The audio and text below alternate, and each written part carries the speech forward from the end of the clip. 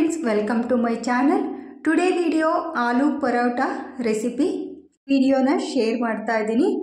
ನಾನು ಇಲ್ಲಿ ಮೊದಲು ಒಂದು 5 ಆಲೂಗಡ್ಡೆನ ವಾಶ್ ಮಾಡ್ಕೊಂಡು ಇಟ್ಕೊಂಡಿದ್ದೀನಿ.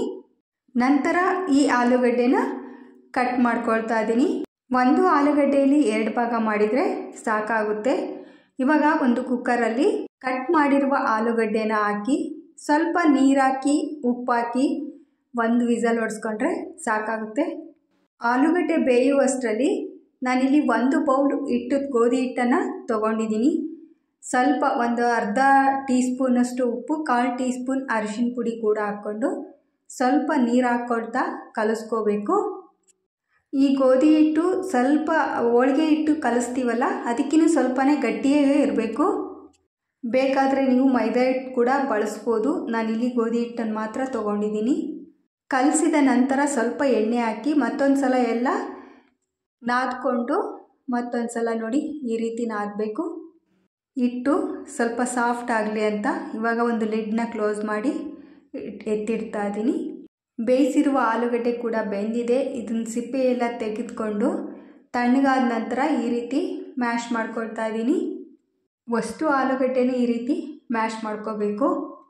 ನಂತರ ಒಗ್ಗರಣೆಗೆ ಒಂದು ಬಾಣಲಿಯಲ್ಲಿ ಎಣ್ಣೆ, ಸಾಸಿವೆ, ಸ್ವಲ್ಪ ಜೀರಿಗೆ ಹಾಕ್ಕೊಂಡು ನಂತರ ಕಟ್ ಮಾಡಿರುವ ಕರಿಬೇವಿನ ಸೊಪ್ಪು, ಸಣ್ಣದಾಗಿ ಕಟ್ ಮಾಡಿರುವ ಹಸಿಮೆಣಸಿಕಾಯಿ 2 ತೊಗೊಂಡಿದ್ದೀನಿ.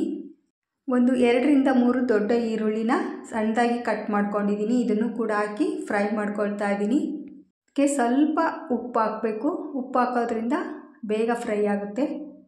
ನೋಡಿ ಈರುಳ್ಳಿ ಎಲ್ಲ ಫ್ರೈ ಆಗ್ತಿದ್ದಂಗೆ ಸ್ವಲ್ಪ ಅರಿಶಿನ ಪುಡಿ ಕೂಡ ಹಾಕಿ ಇವಾಗ ಮತ್ತೊಂದು ಸಲ ಬಾಡಿಸ್ಕೋಬೇಕೆಲ್ಲ.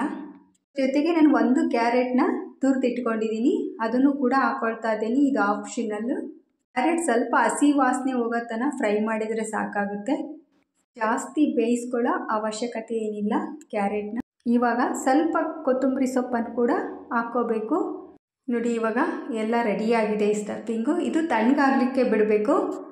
ನಾವಿವಾಗ ಆಲೂಗಡ್ಡೆನ ಏನು ಮ್ಯಾಶ್ ಮಾಡ್ಕೊಂಡಿದ್ವಲ್ಲ ಇದಕ್ಕೆ ಹಾಕಿ ಚೆನ್ನಾಗಿ ಕಲಿಸ್ಬೇಕು, ಚೆನ್ನಾಗಿ ಮಿಕ್ಸ್ ಮಾಡಬೇಕು. ಇದು ಮಾಡ್ಕೊಂಡಿರುವ ಒಗ್ಗರಣೆ ಕಂಪ್ಲೀಟಾಗಿ ತಣ್ಣಗಾದ ನಂತರನೇ ಚೆನ್ನಾಗಿ ಈ ರೀತಿ ಮಿಕ್ಸ್ ಮಾಡಬೇಕು. ನೋಡಿ ಈ ರೀತಿ ಕಲಸಿದ ನಂತರ ಸಣ್ಣ ಸಣ್ಣ ಉಂಡೆಗಳನ್ನಾಗಿ ಮಾಡ್ಕೋಬೇಕು. ಈ ರೀತಿ ಉಂಡೆಗಳನ್ನು ಮಾಡ್ಕೊಳ್ಳೋದ್ರಿಂದ ಪರೋಟ ಮಾಡಲಿಕ್ಕೆ ಬೇಗನೆ ಆಗುತ್ತೆ. ಇದು ತುಂಬ ಈಸಿನೂ ಕೂಡ ಆಗುತ್ತೆ.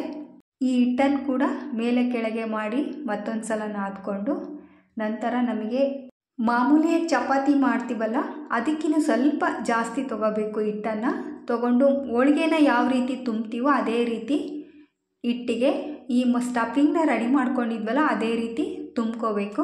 ನಾನಿಲ್ಲಿ ಪ್ಲಾಸ್ಟಿಕ್ ಶೀಟ್ನ ತೊಗೊಂಡಿದ್ದೀನಿ. ಪರೋಟ ಮಾಡಲಿಕ್ಕೆ ಅಂಚು ಕೂಡ ಕಾಯ್ಲಿಕ್ಕೆ ಇಟ್ಕೊಂಡಿದ್ದೀನಿ. ನೋಡಿ ತುಂಬಿದ್ದಾಗಿದೆ. ಸ್ವಲ್ಪ ಎಣ್ಣೆನ ಹಚ್ಕೊಂಡು ಈ ರೀತಿ ಕೈಯಲ್ಲಾದರೂ ಪ್ರೆಸ್ ಮಾಡ್ಬೋದು. ನಾನಿಲ್ಲಿ ಸಲಟಣಿಗೆಯಲ್ಲಿ ಮಾಡ್ತಾ ಇದ್ದೀನಿ. ತುಂಬ ಬೇಗ ಆಗುತ್ತೆ, ಚೆನ್ನಾಗಿ ಕೂಡ ಬರುತ್ತೆ. ಈ ಪರೋಟ ಸ್ವಲ್ಪ ದಪ್ಪನೇ ಇರಬೇಕು, ತೀರಾ ತೆಳ್ಳ ಇದ್ದರೆ ಕಿತ್ತೋಗುತ್ತೆ. ನೋಡಿ ಅಂಚು ಕೂಡ ಕಾದಿದೆ. ಎಣ್ಣೆನ ಹಚ್ಕೊಂಡು ಇವಾಗ ಪರೋಟನ ಹಾಕ್ತಾ ಇದ್ದೀನಿ. ಪರೋಟಗೆ ಬೇಕಿದ್ರೆ ಹಸಿ ಬಟಾಣಿ ಕೂಡ ಇದ್ದರೆ ಬೇಯಿಸ್ಕೊಂಡು ಹಾಕೋಬೋದು. ನೋಡಿ ರೆಡಿಯಾಗಿದೆ ಇವಾಗ ಪರೋಟ, ಆಲೂ ಪರೋಟ. ಇದು ಬ್ರೇಕ್ಫಾಸ್ಟ್ಗಂತೂ ಬೇಗನೆ ಆಗುವಂಥ ಒಂದು ರೆಸಿಪಿ. ಇದಕ್ಕೆ ನಾನು ಕಾಯಿ ಚಟ್ನಿ ಕೂಡ ಮಾಡ್ಕೊಂಡಿದ್ದೀನಿ. ಈ ವಿಡಿಯೋ ಇಷ್ಟ ಆದರೆ ಲೈಕ್ ಮಾಡಿ.